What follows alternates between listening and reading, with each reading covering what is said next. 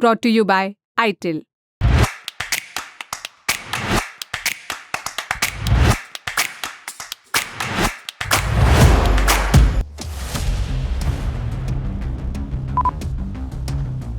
जो कठमुल्ला है जिसे कह दीजिए आप, वो देश के लिए घातक है। जो भी चीज मनुष्य के खिलाफ रही है, हम आकर खड़े हुए हैं। अगर कमियां हैं तो दूर क्यों नहीं होनी चाहिए। यहाँ पर रहने वाला व्यक्ति भारतीय है, जो केवल और केवल पूजा पद्धति करने वाला, मंडप स्टार्ट करने वाला, चंदन लगाने वाला व्यक्ति ही हिंदू, ऐसा नहीं है। हमारे यहाँ बच्चा पैदा होता है, वेद मंत्र पढ़े जाते हैं। आपके यहाँ तो बचपन से बच्चे को सामने रख करके वध किया जाता है। वीडियो की शुरुआत में आपको विश्व हिंदू परिषद विधि प्रकोष्ठ का एक बैनर लगा दिख रहा है। इस बैनर तले बोलते नजर आ रहे शख्स कोई और नहीं बल्कि इलाहाबाद हाईकोर्ट के जस्टिस शेखर कुमार यादव हैं। इस कार्यक्रम में दिए उनके इसी बयान के कुछ क्लिप्स काटकर सोशल मीडिया पर शेयर की जा रही है, जिसमें जस्टिस शेखर कुमार यादव सहिष्णुता सहित कई मुद्दों पर बातें कर रहे हैं। वो कहते सुनाई दे रहे हैं कि हिंदू धर्म में जब बच्चा पैदा होता है तो उसे बचपन से ही धर्म का ज्ञान दिया जाता है, उन्हें वेद मंत्र पढ़ाया जाता है। जबकि दूसरे धर्म की बात करते हुए वो कहते हैं कि उनके यहाँ बचपन से ही बच्चों के सामने पशुओं का वध किया जाता है।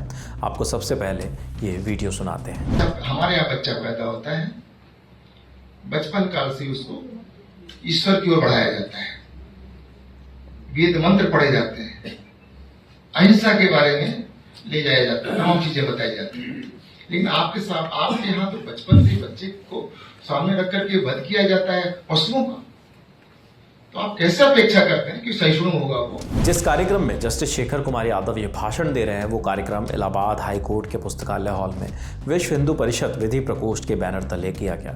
इस कार्यक्रम में काशी प्रांत एवं उच्च न्यायालय इलाहाबाद इकाई शामिल हुई थी। इसी कार्यक्रम में जस्टिस शेखर कुमार यादव को भी बुलाया गया था, जहाँ उन्हें समान नागरिक संहिता एवं संवैधानिक अनिवार्यता के विषय पर संबोधित करना था। इतना ही नहीं, कार्यक्रम के दौरान उन्होंने ये भी कहा कि हिंदू मुसलमानों से ये उम्मीद नहीं करता कि वो उनकी संस्कृति का पालन करें, बल्कि वो सिर्फ इतना चाहते हैं कि उनका अनादर ना करें। द हिंदू की खबर कहती है कि उन्होंने संबोधन में कहा, हम आपसे शादी करते समय अग्नि के चारों ओर 7 फेरे लेने की अपेक्षा नहीं करते। हम नहीं चाहते कि आप गंगा में डुबकी लगाएं, लेकिन हम आपसे अपेक्षा करते हैं कि आप देश की संस्कृति, देवताओं और महान नेताओं का अनादर ना करें।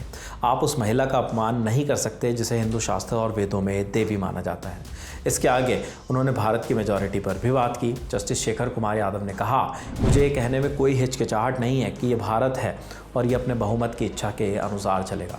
राम मंदिर पर बात करते हुए उन्होंने ये भी कहा कि राम मंदिर बनाने के लिए हमारे पूर्वज इसी आस में बलिदान देते चले गए कि वो राम मंदिर बनते देखेंगे, लेकिन वो देख नहीं पाए।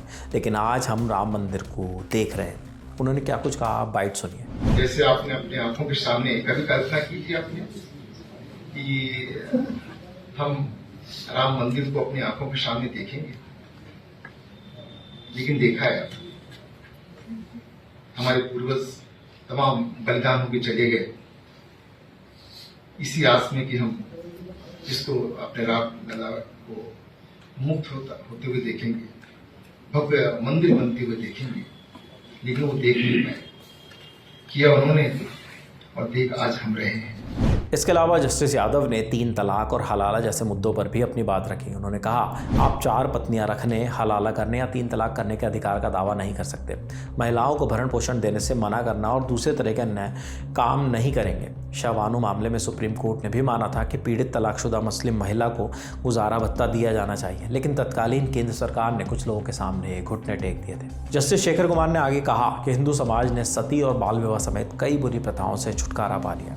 उन्होंने ये भी कहा कि गलतियों को स्वीकार करने और समय रहते उन्हें सुधारने में कुछ भी गलत नहीं है। उन्होंने ये भी कहा कि हिंदू होने के नाते वो अपने धर्म का सम्मान करते हैं, लेकिन इसका मतलब ये कतई नहीं है कि अन्य धर्मों या आस्थाओं के प्रति उनके मन में कोई दुर्भावना है। भाषण के दौरान उन्होंने यूसीसी पर भी बात की और कहा, सिर्फ आरएसएस, वीएचपी या हिंदू ही समान नागरिक संहिता की वकालत नहीं करते, देश की आला अदालतें भी इसका समर्थन करती हैं।